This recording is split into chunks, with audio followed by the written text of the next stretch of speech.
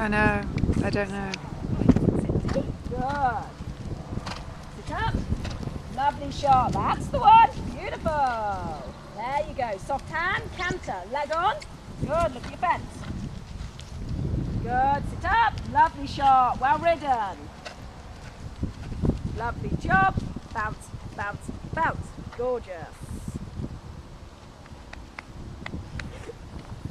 That was super. Do you know the only difference? She was taking you half a degree more. And it's nothing major with her. You know, you've pretty much got her to a place where she's nice to ride. But her biggest thing is dropping behind your leg. And she only has to do it. She's one of those horses that goes, this is quite nice. And it makes you feel like it's quite nice. Yeah. Doesn't feel awful. She's quite balanced now. She can do it. She can canter around the turn in that kind of back position. Yeah, exactly. And what you've got to make sure is that actually you test her a bit, but test her away from the fences. So you put your leg on, nothing happens. You can give her a rocket. Not a bad rocket, but you say, oi, lady, wake up. Because you did that there, the quality of the canter was there. Bum, bum, bum. Lovely. No problem. Honestly, don't get upset. You're doing too much of a perfectionist. You are, and what it does. Getting things wrong. Yeah, but I'm afraid it's unavoidable. And I think you know that really. Yeah. You know it because you've worked for the professionals. You've seen what it takes to be doing it fantastically every day. You know, you have to be jumping every single day, horse after horse after horse after horse.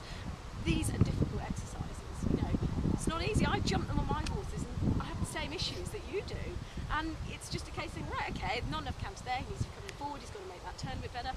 I'm teaching her. It's not like, and you know it so well, it's not riding a bike, it's not working on a computer. You're dealing with an animal. She was quite goey at the beginning, she jumps a bit, and then she's a bit like, yeah, doing a really good job. We couldn't have done this exercise when we first started, you know, with you coming here.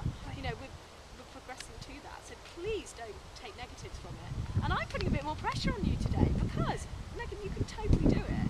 If you want to go pre-novice and get the results and do it correctly, you've got to wear that on your shoulders, definitely. Yeah. It's not like you're one of these riders that it's just a case of, you know, brushing the ego, making them feel like they can do it when they really can't. You can ride, you know, but you need to get your horse a bit more in tune to you. And all this demonstrates is when she's not.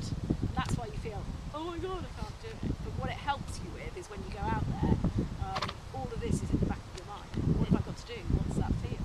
But I'm not seeing the panicking. Do you remember in the summer when you first came and you were like, oh my God, and then you know, it was in comparison all over the place, worlds apart. Well done. I want to leave it on that.